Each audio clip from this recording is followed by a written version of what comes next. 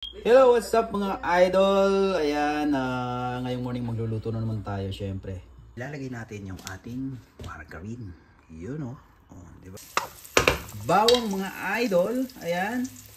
At dahil okay na nga po yung ating sibuyas at bawang, syempre ilalagay na natin yung ating ayan, beef. At ito na nga mga paps at mga momsi, yung ating kaldereta.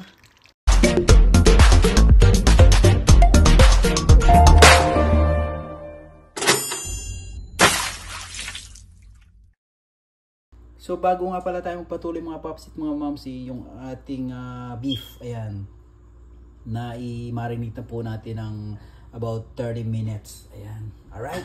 So, let's go. Wala nang intro. Lulutuin na natin to mga paps at mga momsi. Let's go! Boom! Whoops! At syempre po, ngayong morning magluluto po tayo na paborito ng mga Pilipino, syempre. At ang lulutuin natin ngayon ay ang kalderetang baka. Ayan.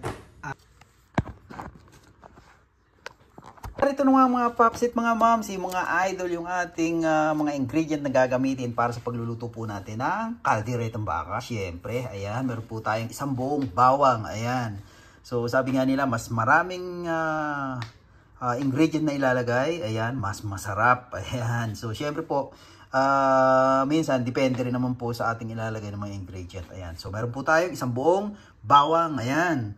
At meron po tayong isang buong medium size na sibuyas. At meron din po tayong red bell pepper. Meron din po tayong carrot, syempre. Ayan, gayat na po yan. At meron po tayong 2 pirasong medium size na patatas. Ayan. Siyempre po yan po yung ihahalo natin. At meron tayong olive. Ayan. Meron tayong sweet relish. Meron din po tayong black ground pepper. Ayan. Salt. Siyempre meron din po. At yung ating rino. Ayan. At siyempre po maglalagay din po tayo ng cheese. At siyempre, yung ating gagamiting mantika. Ayan, yung star margarine. At siyempre po, maglalagay po tayo ng Mamacita's Caldereta. Ayan. At yung atin pong main ingredient, siyempre po, yung ating beef o yung karning baka. Ayan, na-chop na po natin siya. At na-marinate na po natin ng 30 minutes. Ayan, na-marinate po natin sa sauce, sa soy sauce, at nilagyan po natin ng konting paminta. Ayan. So yun mga idol, mga paps at mga mamsi, ano pa bang hinihintay natin? Simulan na po natin yung ating pagluluto ng ating kalderetang baka. Ayan. At syempre po, bago po natin makalimutan, mangangailangan din po tayo ng konting tubig para po sa ating pagpapalambot ng ating karneng baka. At syempre, mangangailangan din po tayo ng kaserola na kung saan dito natin lulutuin yung ating kalderetang baka. Ayan. So, syempre po, ang unang gagawin natin, yun. Alright. So, paiinitin lang po natin yung ating kaserola bago po natin ilalagay yung ating margarine. Alright! At ito na nga mga idol, dahil okay na nga po yung ating kaserola at medyo mainit na, syempre ang unang gagawin natin, ilalagay natin yung ating margarine. Yun o. Oh, diba? Margarine. Alright. Yun.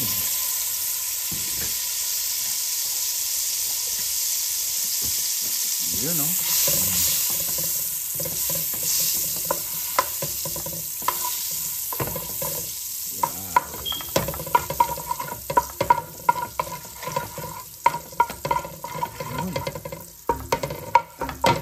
Naman yan, ilalagay naman po natin yung ating bawang, syempre.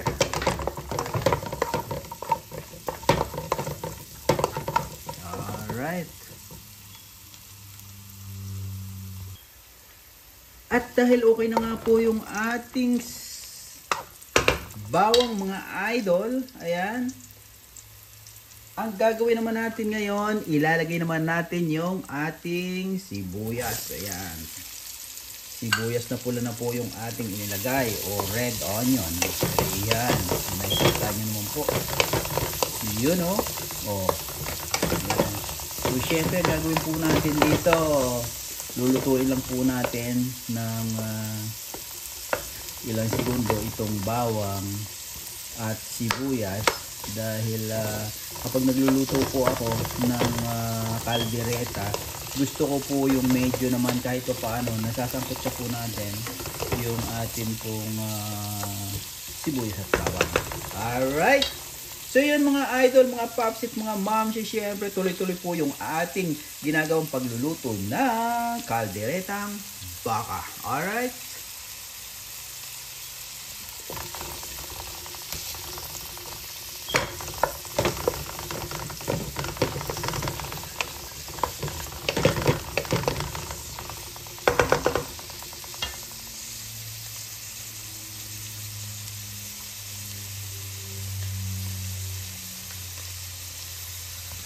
At dahil okay na nga po yung ating sibuyas at bawang, syempre ilalagay na natin yung ating ayan, beef.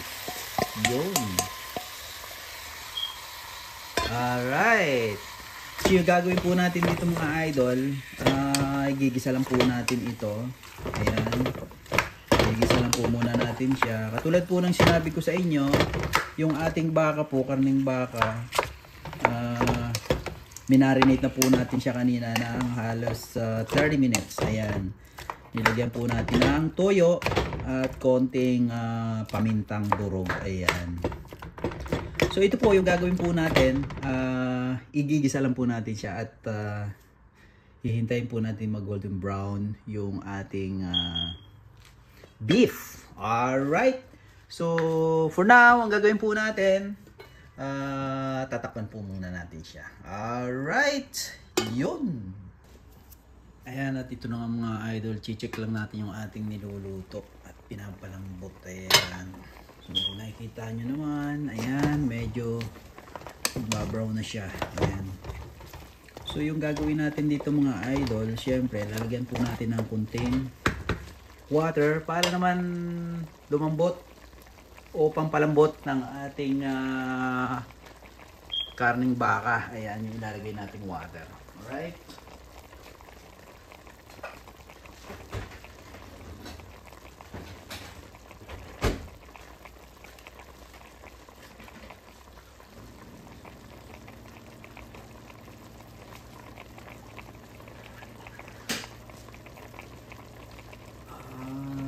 Yan na nga, nilagyan natin ng water. Ayan. So nilagyan lang natin ng 1 cup of water. Ayan. Pero yung water na talagang nandito na kanina, yun na rin yung magsasabaw sa kanya. Dinagdagan lang natin dahil medyo ilo-low fire natin ito para talagang lumambot at lalong maging masarap yung ating niluluto syempre. Alright. So yun mga idol, syempre tuloy-tuloy pa rin yung ating ginagawang pagpapalambot nitong ating karneng baka. Ayan.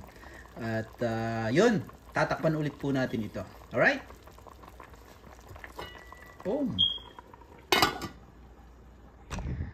At ito na nga mga idol, mga pops, mga moms, yung ating niluluto ngayon syempre. Ayan.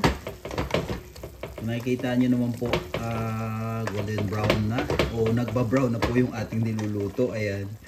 So ang gagawin po natin ngayon dito, check lang po natin kung malambot na po ba yung ating yung karne ng baka. Ayan.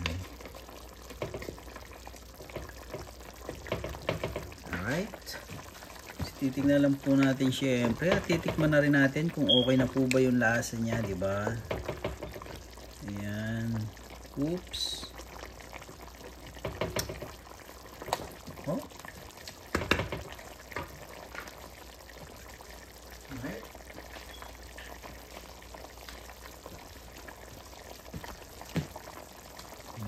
nagkatigasan pa yung ating niluluto, kaya palalambutin pa po natin. Ayan. Since na marami pa naman po yung sabaw na inilagay natin kanina, ayan. So yung gagawin natin ngayon, i-look far lang po natin para mas lalong lumambot yung ating niluluto. Ayan. At pagkatapos po niyan, ang gagawin po natin, syempre, ilalagay na po natin yung mga ingredient na kinakailangan nating ilagay. Ayan. Alright. So, yun. Gagawin po natin, tatakpan po natin ulit. Alright. So, maghihintay po tayo ng another 10 minutes para po sa pagpapalambot po na ng ating nilulutong kalderetang baka. Alright. Para po sa ating pinalalambot na kalderetang baka. Alright. Another 10 minutes. Boom. At i-check nga ulit natin yung mga idol ulit yung ating niluluto. So, yun. Medyo marami pa rin po yung water niya pero malambot na rin po yung ating karne ng baka. So, yung gagawin po natin ngayon, ilalagay na po natin yung ating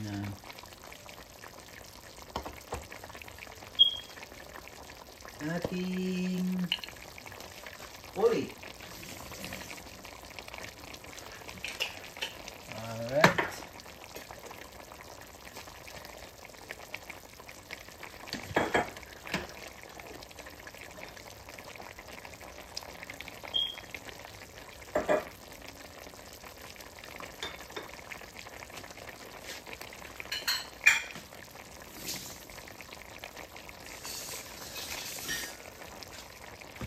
So, ilalagay na natin mga idol yung ating uli. Ayan.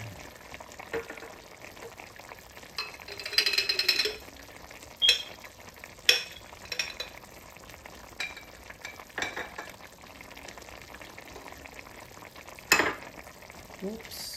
Alright.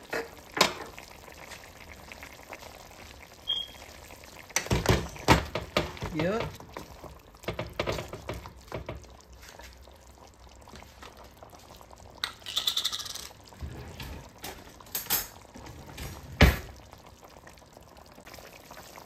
Ayan, at ilalagay na rin natin yung ating ouch. Yes, mga idol. So ito nga mga idol yung ating mamasitas caldereta mix. Meron tayo ditong half cup of water. Ayan. So lulusawin lang natin siya. Ayan. You know.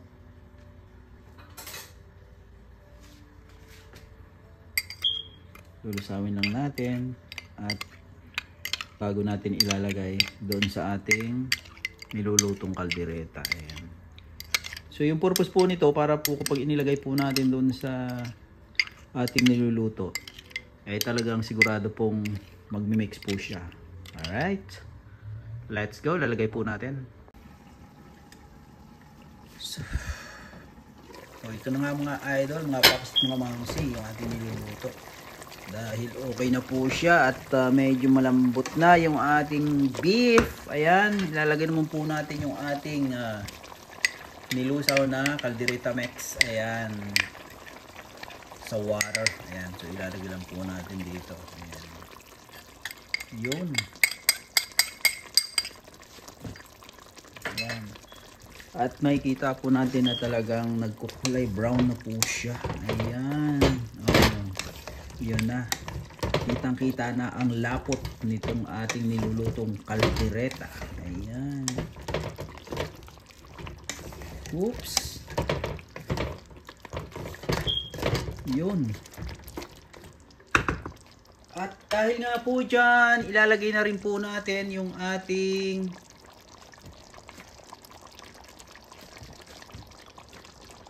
sweet relish.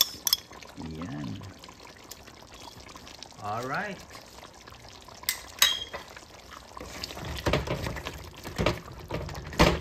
Haluin lang po natin. Ayan. Nakikita nyo naman po medyo malapot na yung ating kaldereta. Ayan. Yun. Oops. Alright. So yung gagawin po natin dito mga idol, mga pops at mga mamsi, ayan, low fire na lang po natin siya ulit. Ayan. So habang pinapalambot po natin, nakakasama na po yung ricadong nilagay natin na caldereta mix. Alright. So tatakpan po natin ng mga about 3 minutes. Alright. Boom. Ayun na nga mga idol. At kaya naman ilalagay naman natin yung ating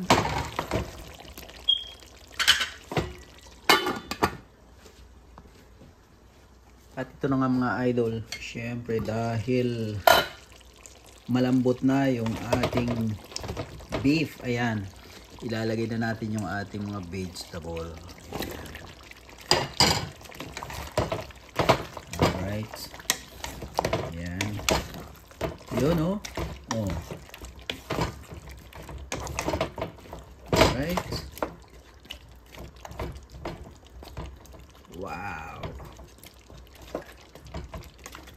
Ayan. So lutuin lang natin yung ating patatas na inilagay at pagkatapos yan ilalagay naman natin yung ating carrots. Alright, so tatakpan muna natin itong mga idol. Alright. Boom. At ito na nga mga idol. Ayan, ilalagay naman natin syempre yung ating carrots. Alright. Ayan, inilagay naman po natin syempre yung ating carrots. Alright. You know.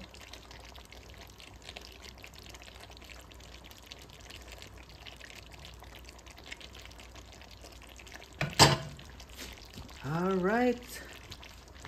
So, tatakpan po ulit natin at palalambutin natin yung ating carrots. Alright. Alright. Ayan, at sa puntong ito, ilalagay naman natin yung ating red bell pepper mga idol. Ayan. At syempre, hahaluin lang natin ito. Ayan.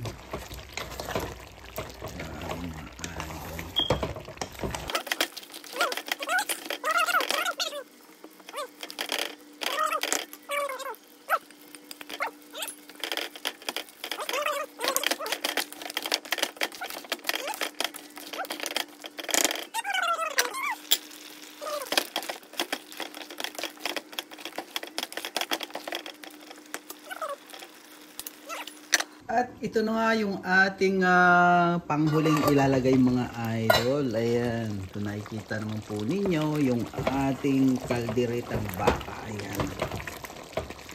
Wow. Paluto na po siya. Kaya ang gagawin po natin ngayon, ito na po yung ating panghuling ingredient na ilalagay. Ayan. Alright. So, ilalagay na po natin. Wow.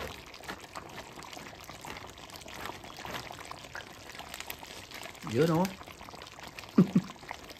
Alright. So yun na mga idol, mga popsit, mga mamsi. Yun.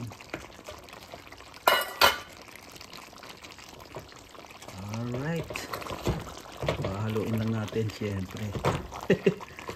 Yan yung papalapot lalo sa ating niluluto. Ayan. Yun o.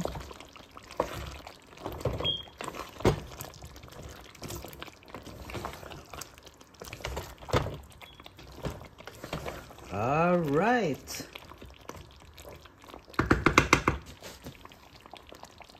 Yun.